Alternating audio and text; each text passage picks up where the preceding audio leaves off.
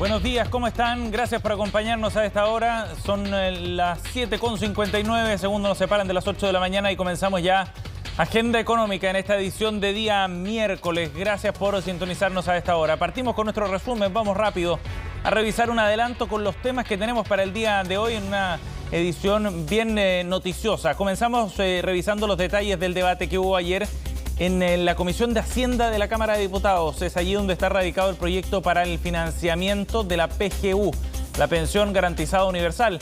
Y es este el nudo principal del proyecto que ha impulsado el gobierno, porque la oposición han cuestionado el mecanismo de financiamiento para esta iniciativa. Bueno, ayer se aprobó en general el proyecto con el financiamiento propuesto por el Ejecutivo, pero en la oposición presentaron varios cambios. Dicen que es necesario avanzar con otras exenciones tributarias más allá de las que ya ha propuesto el gobierno para poder garantizar la sostenibilidad en el largo plazo para esta iniciativa y recaudar así los 3.000 millones de dólares que requeriría en régimen esta iniciativa. Les contamos en minutos cuáles fueron las propuestas desde la oposición en esta materia. También vamos a estar analizando los detalles del fallo del Tribunal Constitucional que le dio la razón ayer a dos aseguradoras que recurrieron a esta instancia para declarar inconstitucional el retiro de fondos previsionales asociados a las rentas vitalicias. Dos de las empresas que recurrieron recibieron el visto bueno efectivamente del Tribunal Constitucional declarando la inaplicabilidad de este proyecto. En la práctica, ¿esto qué significa? Bueno, le da un argumento bien relevante a las aseguradoras en un intento por tratar de resarcirse después de los desembolsos que hicieron para el pago de los adelantos asociados a las rentas vitalicias.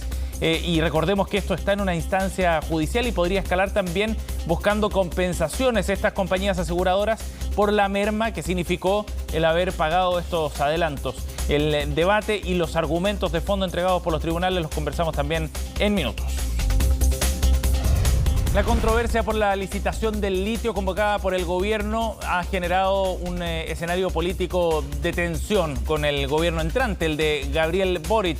El presidente electo, su equipo más bien, ha cuestionado el timing, sobre todo de este proceso de licitación que debe ser adjudicado el próximo 14 de enero. Son 5 empresas las que presentaron ofertas para adjudicarse estos bloques, lo que le permitiría avanzar con nuevos proyectos en el área del litio. Pero en el comando de Gabriel Boric dicen que esto podría entorpecer de alguna manera sus planes que van por otra línea, con la idea, por ejemplo, de crear una empresa nacional del litio. Hoy habrá una reunión bien relevante a mediodía entre algunos de los integrantes del equipo del presidente electo con el ministro de Minería y Energía, Juan Carlos Llobet. Vamos a revisar detalles de la controversia y también qué fue lo que dijo el ministro que estuvo ayer en entrevista aquí en CNN Chile. El concepto del interlocking ha ido tomando casualmente algo más de fuerza en el mercado, se ha hecho más conocido a pesar de ser un concepto técnico y la Fiscalía Nacional Económica lo pone en el tapete nuevamente porque presentó un requerimiento aludiendo precisamente a este concepto, esta vez contra Juan Hurtado, contra la empresa Consorcio, además de una tercera empresa con una acusación muy similar a la que conocimos la semana pasada en contra de Hernán Vigi y otras dos compañías. Básicamente problemas asociados al desempeño de uno de ellos como director de estas empresas que podrían estar compitiendo en áreas similares. La Fiscalía nuevamente apunta sus dardos a esta práctica. ¿En qué consiste? ¿Cuáles son las acusaciones que se están planteando y por qué pone tanto énfasis la Fiscalía en este tema? Es lo que vamos a abordar en la entrevista del día de hoy, acá en Agenda Económica. Y por último, cerramos nuestro resumen de noticias con novedades de los mercados. A esta hora de la mañana, 8:03 para ver cómo están operando las plazas más importantes, sobre todo en el hemisferio norte, en Europa y en Asia. Vamos a revisar primero lo que está ocurriendo con el Eurostoxx. El índice paneuropeo 0,37%, ha subido a esta hora de la mañana. Londres en plenas transacciones también 0,19% de ganancia. Y el DAX alemán está subiendo 0,49%. Después de una sesión, la de ayer para Wall Street, bien positiva, ratificando sus registros históricos, 0,59% de ganancia. Es lo que obtuvo el principal indicador bursátil en Nueva York. ¿Qué pasó con el IPSA? Ayer tuvo una caída de 0,16% y el dólar en tanto cerró con un valor de 848 pesos en el mercado local.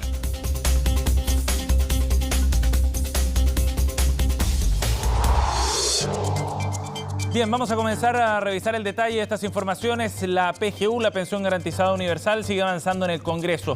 Ayer en la Cámara de Diputados, en la Comisión de Hacienda en particular, asistió el ministro Rodrigo Cerda para explicar cuál es el mecanismo de financiamiento que están proponiendo. En el gobierno insisten que esto está plenamente financiado. En la oposición, por el contrario, hay algunos reparos y hay propuestas también sobre la mesa para poder alcanzar estos 3.000 millones de dólares que se necesitan en régimen para financiar la expansión de este mecanismo solidario de pensiones. En la siguiente nota revisamos el detalle del debate que se dio ayer. Y nos den los tiempos para poder hacer, ¿no es cierto?, los pagos en febrero. Ojalá estos pagos puedan empezar a hacerse en febrero. Esperamos empezar a pagar en febrero. En las últimas 48 horas lo han dicho más de una vez. Un intento por poner sobre la mesa la importancia de avanzar con la pensión garantizada universal, 185.000 pesos que aún no están asegurados y las dudas de su financiamiento siguen en la Cámara de Diputados. Se aprobó en general, es decir, la idea de legislar este proyecto que elimina exenciones para financiar 0,3 puntos del PIB. Compartimos eso con el ministro Cerda, que esta pensión se pueda pagar ojalá en febrero mismo de este año. Pero no solamente en febrero de este año, sino que todos los años de aquí en adelante. Les mandamos ya por WhatsApp todas las indicaciones, ellos querían propuestas, ahí están todas nuestras propuestas. El financiamiento para pagar la PGU está aún en dudas en la Comisión de Hacienda de la Cámara. Pensión garantizada universal que subiría una jubilación de 190.000 pesos a 375.000, una de 250.000 pesos a 435.000 y una de 500.000 a 685. Cambio que el gobierno considera importante y por eso insistirá en un acuerdo. La capacidad de diálogo nuestra creo que ha quedado demostrada y va a seguir habiendo en las próximas horas con todos, con Chile Vamos, con la oposición, con algunos personeros cercanos al presidente electo, en fin. La idea es llegar al Senado, ojalá, con el proyecto lo más acordado posible. En paralelo a la discusión del financiamiento está la del proyecto que da vida a la llamada PGU, una que de aprobarse beneficiaría a más de 2 millones de pensionados, los que incluye a quienes reciben entre 630.000 y 1 millón de pesos de jubilación. Si el Senado aprueba el proyecto como está, la pensión universal para ese grupo irá disminuyendo gradualmente. Una persona con 700.000 pesos de jubilación recibiría un aporte de 150.000, uno con 800.000 tendría uno de 100.000 pesos y un jubilado con 900.000 recibiría un apoyo de 50.000 pesos. Se tiene que discutir el contenido de lo que implica una pensión básica universal, que es un tema que hemos planteado nosotros durante muchísimo tiempo, junto con el financiamiento. Acá en el Senado ojalá nosotros pudiéramos tener Comisiones Unidas, Hacienda, Trabajo y Previsión Social para tramitar ambas iniciativas. No veo la razón por la cual se vaya a rechazar algo que está bien diseñado y algo que beneficia a tantos millones de personas. Este miércoles se votará en particular el financiamiento de la PGU y en el Senado comenzará la discusión de la pensión garantizada en la Comisión de Trabajo, debate que se dará en medio de las exigencias de algunos parlamentarios para fusionar ambos proyectos. 8:07 minutos. El tema de los retiros de fondos sigue dando vueltas. A pesar del rechazo que hubo sobre el cuarto retiro a fines del año pasado, esta vez es el Tribunal Constitucional el que abre nuevamente este tema en relación a las rentas vitalicias en particular. ¿Por qué? Porque acogió el recurso presentado por 2 aseguradoras que recurrieron a esta instancia reclamando por la aprobación de las rentas vitalicias y de los retiros de los anticipos que se hicieron a través de este mecanismo. El tribunal acogió los argumentos que presentó Vicevida y Pentavida en contra de esta ley que permitió aquel único retiro anticipado desde las rentas vitalicias. Fundamentalmente lo que reclaman estas empresas es que aquí hubo una vulneración al derecho de propiedad y de dominio, porque recordemos, los fondos son de propiedad de las aseguradoras por contrato. Es la contratación de un seguro, hay un traspaso de los fondos ahorrados durante toda la vida para poder recibir esta pensión vitalicia. Por lo tanto, no había posibilidad de hacer aquel adelanto. Ese fue el argumento planteado por estas empresas y lo interesante es que el Tribunal Constitucional ha acogido estos requerimientos. Son 3 requerimientos presentados por estas 2 empresas y consideró que son inaplicables por inconstitucionalidad de la ley que permitió este único anticipo de rentas vitalicias. ¿Por qué es tan relevante esto? Porque recordemos que estas compañías podrían reclamar una reparación de parte del Estado de tal forma que sean restituidos los recursos que se fueron a los jubilados bajo esta modalidad.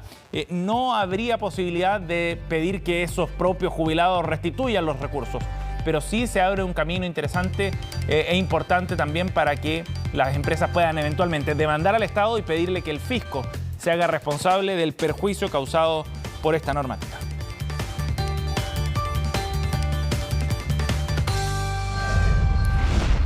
Bien, sigue la controversia por la licitación a la que ha convocado el gobierno para la explotación de litio en nuestro país. Este proceso, que comenzó en marzo del año pasado, tiene el próximo 14 de enero una fecha clave. El Ministerio de Energía y de Minería debería adjudicar estas licitaciones para que algunas empresas puedan tener más cuotas de explotación de litio acá en Chile. El problema es que desde el gobierno entrante han pedido que ojalá esta decisión se congele a la espera de ver si son compatibles o no con los planes que vienen para el próximo gobierno. Los detalles de la controversia los revisamos en la siguiente nota.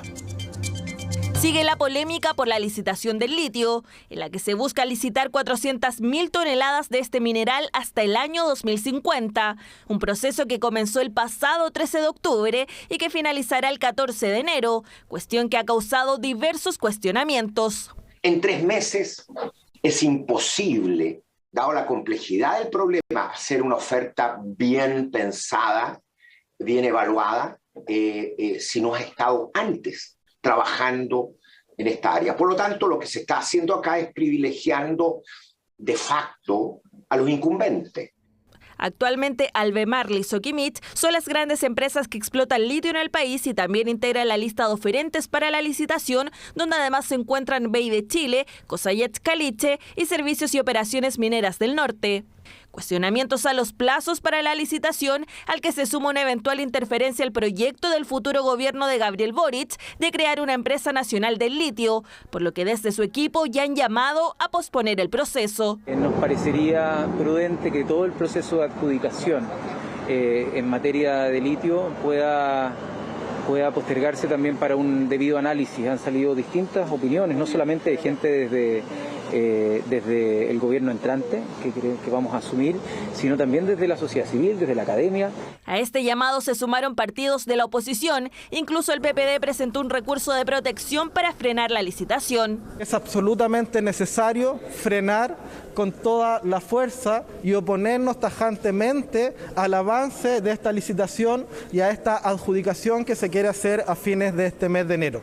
Por eso, como bancada PPD, hemos ingresado un recurso de protección porque nos parece vulneratoria de derechos fundamentales. Hemos decidido ingresar un proyecto de ley para que se pueda agregar a la Constitución Política de la República la prohibición para que un gobierno antes de 90 días de dejar su cargo pueda establecer contratos entre el Estado y los privados para explorar o explotar mineral no concesible. Desde el gobierno, en tanto, han insistido en la transparencia del proceso y en la compatibilidad con el proyecto de Boric. Esta licitación invita a empresas como socios del Estado para invertir y explotar litio.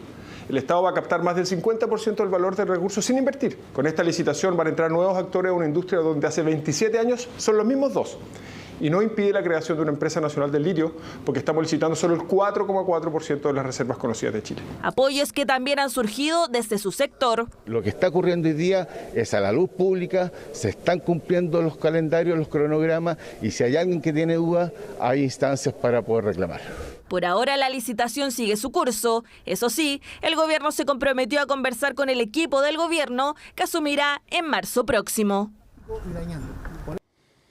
Bueno, y esa cita, como veíamos en la nota, con el gobierno entrante, con representantes del gobierno entrante, se confirma para el día de hoy, a mediodía, eso de la 1 de la tarde, se va a reunir el ministro Juan Carlos Llobet con Diego Pardo, con Isquia Siches y también con Billy Kraft, que es uno de los encargados precisamente dentro del equipo del presidente electo Gabriel Boric, que ha abordado este tema. Ayer en CNN Chile, Daniel Matamala pudo conversar también en extenso con el ministro de Energía y Minería, Juan Carlos Llobet, para entender bien cuál es la posición del gobierno respecto a este tema y junto con insistir en los puntos sobre la compatibilidad de este proceso de licitación con el plan que tiene el gobierno entrante, manifestaba que era necesario que Chile fuera avanzando también en el desarrollo de nuevos productos y de nuevos proyectos para no quedarse atrás en el competitivo mercado del litio a nivel global, sobre todo pensando en el rol que este va a tener en varios desafíos a futuro, entre ellos el de la electromovilidad para frenar el cambio climático. Escuchemos qué fue lo que dijo el ministro sobre este punto.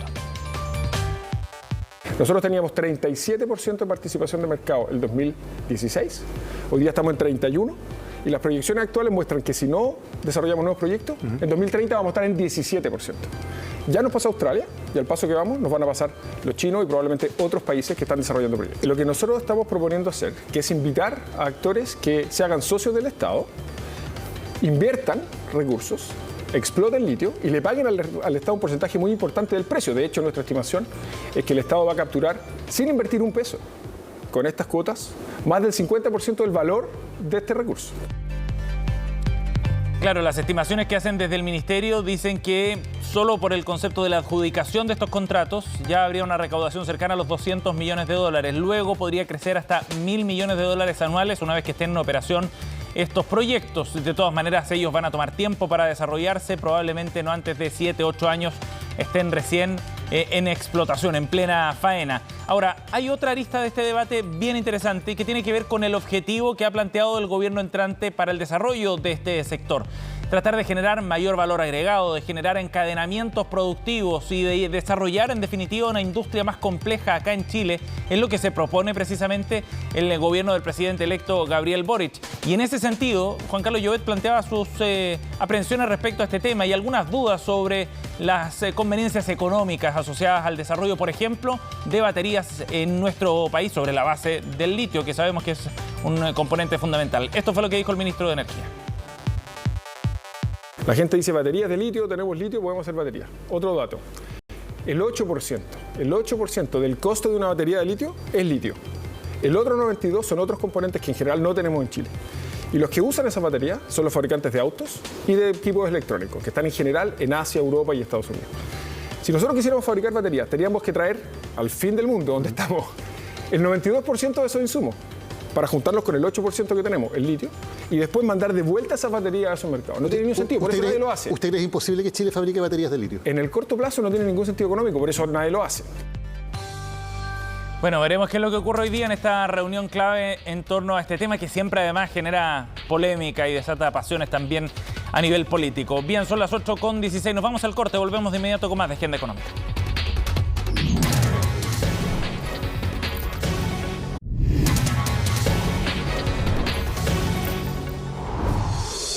Ya estamos de vuelta en Agenda Económica 8:20 para abordar un nuevo caso de interlocking. Este concepto que ha cobrado fuerza las últimas semanas porque la Fiscalía Nacional ha presentado un segundo requerimiento sobre esta materia, que fundamentalmente es una acusación que lleva nuevamente a una infracción sobre eventuales problemas de competencia vinculadas al rol que tienen algunos directores en empresas cercanas. En esta ocasión, la acusación que ha planteado la Fiscalía apunta directamente a Juan Hurtado Vicuña, a las empresas Consorcio y Larraín Vial. Vamos a abordar este tema y para eso estamos en contacto con Francisco Agüero, director del Centro de Regulación y Competencia de la Facultad de Derecho de la Universidad de Chile. Gracias por el contacto, Francisco. Hola, buenos días, Sebastián. Buenos días. Francisco, para introducir el tema, inevitablemente tenemos que partir por una definición. ¿Qué significa el interlocking? Mira, el interlocking es una práctica de básicamente poner directores en empresas que son competidoras o bien altos ejecutivos en ellas, ¿no? Y esa presencia de sean altos ejecutivos o directores presenta un problema de competencia, ¿no? La tensión competitiva que debería existir normalmente entre empresas se ve aminorada porque de alguna manera comparten información y eventualmente poder de decisión conjunto. Ajá. Esta práctica que está definida como interlocking es una práctica que atentaría entonces contra la libre competencia en el entendido de que estas personas pueden jugar un rol para cada una de estas empresas competidoras. Ese es el punto, ¿no? ¿Qué fue lo que se le acusó, por ejemplo, a Hernán Vigi la semana pasada y ahora a Juan Hurtado Vicuña? Así es, efectivamente. Es una práctica relativamente nueva. Está en la ley desde el año 2016. La práctica incluso en otros países muchas veces no se sanciona. Son pocos los países que tienen esta sanción, pero claro, en países pequeños donde las economías son más pequeñas como Chile, probablemente es más necesario que en grandes economías donde esta situación no debiera ocurrir normalmente. Ajá. Francisco, para entender esto también es necesario remitirse a cómo funcionan los gobiernos corporativos de de las empresas. ¿Por qué es relevante establecer esta suerte como de muralla china entre empresas competidoras a este nivel? Ya no en el acuerdo de los productos o servicios que venden, que es lo que pasa cuando ha habido acusaciones de colusión, sino a este nivel que tiene que ver con toma de decisiones directivas o toma de decisiones ejecutivas. Muy correcto lo que dice, porque puede ser que son empresas que son competidoras y la participación de una empresa en la otra no alcanza a hacer que la otra desaparezca. Se mantiene la competencia, por así decirlo, la competencia, pero la presencia de altos directores que toman decisiones muy relevantes, que conocen información, muchas veces son hechos esenciales, de los planes de desarrollo, de los mercados en lo que participa la empresa donde son directores y eventualmente conocen la información de una empresa donde son competidores, ciertamente va a aminorar la competencia, no la va a hacer tan viva, con tanta rivalidad como la veríamos si es que no se produjera esa situación. Y hay evidencia al respecto, ¿no? Y lo mismo con altos ejecutivos que podrían tomar una decisión estando en empresas que son competidoras. Ahí la competencia claramente se ve disminuida. Ajá. Bueno, en estos casos es eso lo que se está apuntando, ¿no? Que hay efectivamente acceso a información en empresas que están compitiendo en rubros similares, ¿no? Tanto en la acusación que conocimos ayer contra Juan Hurtado como en la acusación a Hernán Vigi. ¿Cuál es qué es lo que está planteando en definitiva la Fiscalía en estos casos, Francisco? Bueno, ambos casos, que son de una semana, como es uno planteado a fines del año pasado y otros días, da cuenta de la presencia de estos altos directores en estas compañías que son rivales básicamente del mercado financiero. Podríamos describir que eso es lo que los caracteriza, ¿no? Esta es una prohibición, y eso es lo que argumenta la Fiscalía, es una prohibición, por así decirlo, casi absoluta. No hay que probar, por así decirlo, los efectos que haya tenido la presencia de estos directores en ambas empresas, ¿no? O de altos ejecutivos, ¿no? Casi por el hecho de existir la prohibición habría tenido un efecto en la competencia. Naturalmente es muy difícil demostrar cuáles han sido los efectos de haber tenido directores o presencia en empresas que son rivales, ¿no? Ahora, llama la atención que efectivamente en muy corto tiempo se presente una segunda acusación de esta naturaleza. ¿Por qué crees tú, Francisco, que la Fiscalía está poniendo tanto ojo en este tema? Bueno, es un tema que la Fiscalía había puesto ojo, incluso diría los abogados a nivel general, sobre todo de tipo corporativo, habían puesto ojo, yo diría, el 2016-2017, cuando la prohibición comienza a entrar en vigencia, ¿no? Muchas empresas tuvieron que ordenarse, ¿no? Y ese es un proceso de transición, de ajuste, 2016-2017, y la Fiscalía dice, hemos comenzado nuestra investigación en el año 2019 en el sector financiero, y empiezan a levantar información. No conocemos los detalles de la carpeta de investigación, eventualmente se va a conocer ante el propio Tribunal de Defensa Libre y Competencia, y con esos antecedentes, bueno, probablemente detectaron esto y hubo otros casos, ¿no? De situaciones anómalas y que, a juicio de la Fiscalía, son infracciones al decreto ley 211, a la ley de libre competencia. Ajá. Francisco, ahora el énfasis que pone la Fiscalía tiene que ver con la naturaleza de estos sectores a los que se alude, con el tamaño de mercado, como decías tú, del mercado chileno en general, con características propias de nuestro país. ¿Por qué este tema podría estar cobrando ahora más importancia, además del cambio normativo, por supuesto, que obedece a un diagnóstico, pero en el contexto chileno, ¿cómo lo entendemos? Bueno, es una situación que ya se producía en Chile hace muchos años. Yo recuerdo casos en la industria de la energía, ¿no? De las empresas eléctricas, combustibles, que habían presencia de directores de empresas que eran competidores, incluso tenían una participación, no solamente era el nombramiento de un director, sino que era la participación en la propiedad. Y claro, ha cambiado la comprensión de la libre competencia, las prohibiciones se han ido aumentando en definitiva, para que el mercado sea más competitivo. Puede estar ocurriendo en el mercado financiero, que es un mercado importante, ¿no? Pensemos en de la banca, de compra de acciones, etcétera, pero perfectamente podría ser en otros mercados donde la Fiscalía podría haber visto este tipo de prohibición, ¿no? O que más bien que se está incumpliendo la ley, que es lo que le preocupa a la Fiscalía. Sí. Francisco, un argumento que se ha repetido, lo plantearon las empresas aludidas en el requerimiento de la semana pasada, Falabella o Banco de Chile, también lo hizo ayer Consorcio, tiene que ver con que hay una distinción que hacen ellas, que la Fiscalía no estaría viendo. ¿Qué es lo que plantean fundamentalmente? Que se confunde el concepto de empresa con el de grupo empresarial y que por lo mismo no habría conflicto. ¿Qué te parece a ti ese punto? Bueno, No conocemos el detalle de los argumentos. Las empresas, yo creo que ni siquiera han sido notificadas de los requerimientos. Viene una etapa de contestación, probablemente van a pedir ampliación de plazos para responder.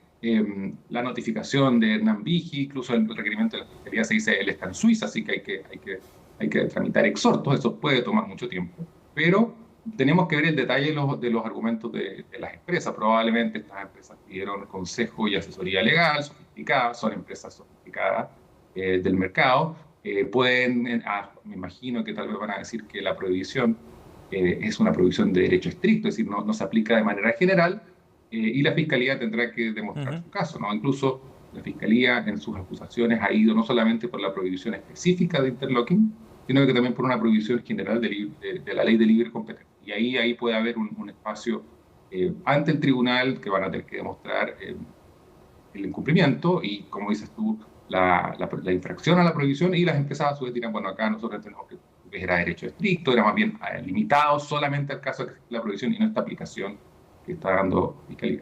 Sí, tendremos que ver qué es lo que dice el Tribunal de Libre Competencia, que finalmente es quien tiene que resolver sobre este tema, y ahí conoceremos también más detalles sobre el planteamiento que ha hecho, la Fiscalía.